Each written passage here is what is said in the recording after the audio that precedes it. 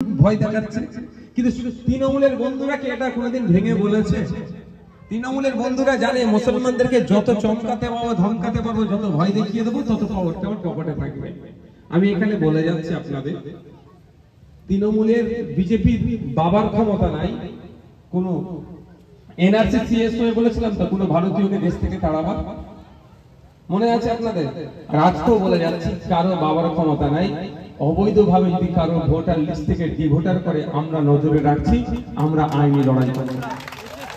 আমি আপনাদের বলবো, আপনারা আতঙ্কিত হচ্ছেন কেন? এই যে বলছি আপনারা আতঙ্কিত হবেন না, তৃণমূলের বন্ধুরা বলে নাকি আইএসএফ বলছে এসআইআর ভালো। ভালো খারাপের প্রশ্নটা পড়ে, প্রথম প্রশ্ন হচ্ছে আপনি আতঙ্কিত হলে আপনার লাভটা কি হবে, আপনার লসটা কি হবে?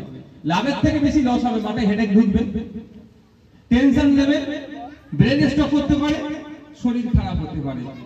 ওতে কি সমাধান হবে? তাহলে আমি আপনাদের বলবো আতঙ্কিত হবেন না। আপনার বাড়িতে কাগজ আছে, বানানগুলো ভুল আছে, ঠিক না। এই যে আজকে আমি এখানে দাঁড়িয়ে আছি, এটা তো কারি ব্যক্তি মালিকানা, কারো সম্পত্তি তো। এটা যার সম্পত্তি খোঁজ নিয়ে দেখুন, তার দাদুর কাছ থেকে হাত ফেরায় হয়ে হয়ে এখানে এসেছে, তাই তো? ঠিক বলছি তো নাকি? আমরা এখানে যারা আছি, এই যেমন আমাদের মুরব্বী আছেন, এই তো ওনার আম্মা। আপনি বলুন, আপনি কার জায়গাতে আছেন? আপনার আব্বার জায়গায়। আপনার আব্বা কার জায়গায়? তার আব্বার জায়গায়।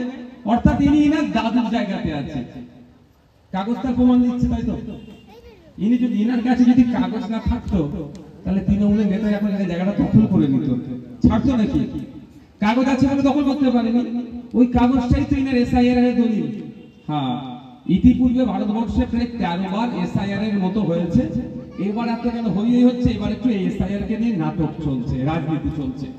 আমরা বারবার বলছি যে আমরা ইলেকশন কমিশন অফ ইন্ডিয়ার কাছে আমরা গিয়েছিলাম, আমরা ডেপুটেশনও দিয়েছি, আমাদের কনস্টিটিউশন প্রোটেকশন ফোরামের পক্ষ থেকে ধর্ণামঞ্চ করেছিলাম।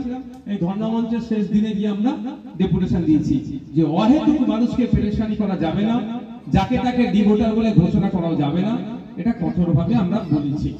এবার এখন বিষয়বস্তু দুটো জিনিস থাকছে, একটা হচ্ছে একে ক্লিয়ার করে নেবেন, ভয় পাবেন না। প্রথম কথা হচ্ছে ভাঙড়েরও ভোটার, ক্যানিংয়েরও ভোটার। ভোটের সময় দু জায়গায় যে ভোট দেয়, ভাই একটা জায়গাতে নাম কাটবে। ভাঙড়ের নিয়ে রাজারহাটে বিয়ে হয়েছে, এই যেমন মানে আপনাদের এতে বিয়ে হয়েছে, কি বলে আপনার বাঁকড়াতে বিয়ে হয়েছে। তাহলে এখানে আগে ভোটার কার্ডের নাম ছিল, তাহলে ওইখানে ভোটার কার্ডের নাম তুলতে হবে, নামটা বাতিল হবে। মারা গিয়েছে দাদু, বাপ মারা গিয়েছে, 8-10 বছর হয়ে গেছে, নাম কাটছে না, সে নামগুলো কাটতে হবে। এইটা একটা। আরেকটা ওরা ভয়ঙ্কর জিনিস নিয়ে এসেছে, যেটা তার বিরোধিতা আমরা করছি, ডি ভোটার, ডাউটফুল ভোটার। এটা নিয়ে আমরা সোচ্চার হচ্ছি। কিন্তু আপনি মাথায় হেডেক নিলে, আতঙ্কিত হলে কি সমাধান হবে ভাই? আমরা বারবার ওই জন্য বলেছি যে আতঙ্কিত আপনারা হবেন না, সমস্যা আছে, সমাধান করব আমরা। আর যাকে তাকে ডি ভোটার বানিয়ে দিলে আমরা, যারা এআরও থাকবে তাদেরকে আমরা ছেড়ে কথা বলবো না, আইনি মাধ্যমে গণতান্ত্রিক প্রক্রিয়াতে, এটা আমরা বলেছি। তো বন্ধুগণ যারা উপস্থিত হয়েছেন, আমি আপনাদের বলবো এসআইআর নিয়ে আতঙ্কিত হওয়ার কোনো দরকার নাই। কিন্তু আমাদেরকে নজর রাখতে হবে যে কোন বৈধ ভোটারকে যদি ডি ভোটার করে, যে এআরও ছিল তার বিরুদ্ধে আমরা আইনত লড়াই করব, মাঠে ময়দানে গণতান্ত্রিক প্রক্রিয়ায় লড়াই করব। যদি আতঙ্কিত হয়ে যায়, তাহলে লড়াইটা করবেন কিভাবে?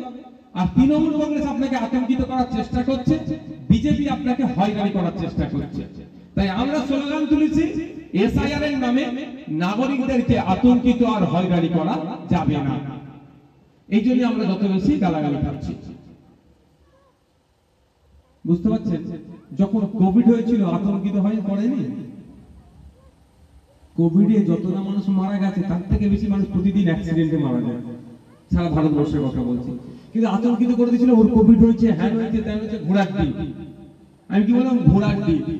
আমি এমন দুটো লোকের সাথে মিশেছিলাম, আমার বিশাল বিশাল কাজ ছিল, একটা উকিল আর একজন ব্যবসায়ী। তাদের কোভিড অলরেডি, একজনের সাথে সকালে কথা বলেছি, সন্ধ্যে কোভিড হয়েছে, আর অলরেডি একজন কোয়ারেন্টাইনে ছিল, সেখানে গিয়ে আমি কথা বলতে হয়েছে। আমি বলিনি, কিন্তু আজকেই প্রথম বলছি আপনাদের মাইকে। কই আমার কোভিড হয়নি তো, আমার কোভিড হয়নি তো। ওইসব গল্প শোনানো হয়েছে আমাদেরকে।